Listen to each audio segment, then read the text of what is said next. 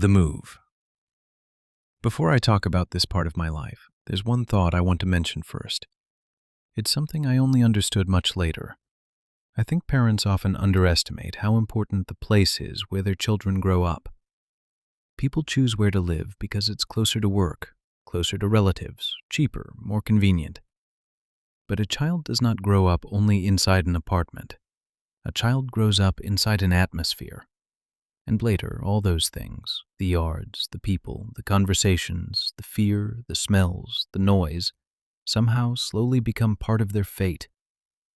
Anyway, I got a little distracted. I just wanted to say that first. When I was about 4 years old, we moved. From a small northern town where almost everyone knew each other and people tried to live quietly, we moved to a city in one of the Soviet republics in Central Asia. The city itself was beautiful, green, warm, completely different from the snowy world I remembered from my early childhood. But the district we moved into felt like a different universe. It was on the edge of the city. Many people there had recently come out of prison. There were nearby gypsy settlements, and beyond the neighborhood there were only garages, empty lots, and the beginning of the outskirts. It felt like the city simply ended there. Now I understand what kind of place it was, but back then I was 4 years old. I didn't understand any of it. To me, it was just a new world. I remember our building, a typical 4-story Khrushchyovka, 4 apartments on each floor. Behind the building there was a small market. In front of it was something pretending to be a playground, metal climbing arches, pull-up bars, old iron slides, and an empty, dried-up swimming pool that hadn't seen water in years. The people living on the first floor had tiny garden plots under their windows. Some grew flowers or vegetables there. Others let everything turn wild, and children ran through the weeds. And the whole district was filled with buildings like that. Rows and rows of identical apartment blocks stretching as far as I could see. On the first day, I walked outside holding some toy in my hand. My parents were probably still unpacking boxes.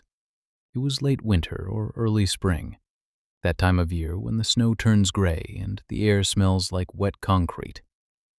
That's when I met a girl. She was around my age, maybe slightly older. She looked at me and asked, "You're new here?" And almost immediately after that, "Want to play?" So I went with her. We played near the building, and little by little, other kids started coming outside. And I remember a strange feeling very clearly. I still understood almost nothing about the world, but I could already see that people treated her badly for some reason. They mocked her, imitated her, laughed at her for no real reason. Later, I got to know their family a little better. Her father worked as either a bulldozer operator or a tractor driver, and he drank heavily. Although, honestly, back then almost everybody drank.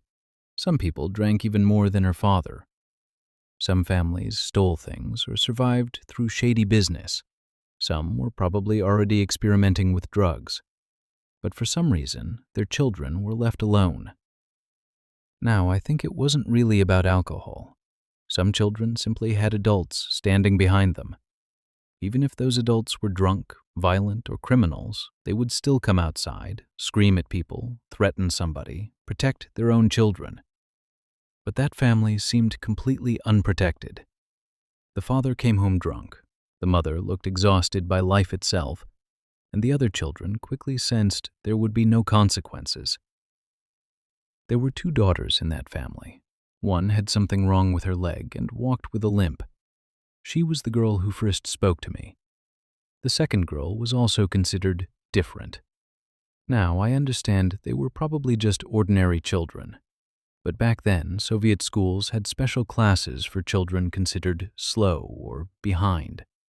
There was less real studying there, more physical labor, more sports, simplified lessons. And children could always sense who was considered different. And once they sensed it, they began finishing each other off. I also remember their apartment door. Back then, doors were often covered with brown, artificial leather with some kind of soft material underneath for insulation. And somebody constantly slashed that door with knives, scratched it, ruined it, I think that was probably the first time in my life I felt disturbed by human cruelty, even though I didn't yet understand the meaning of that word.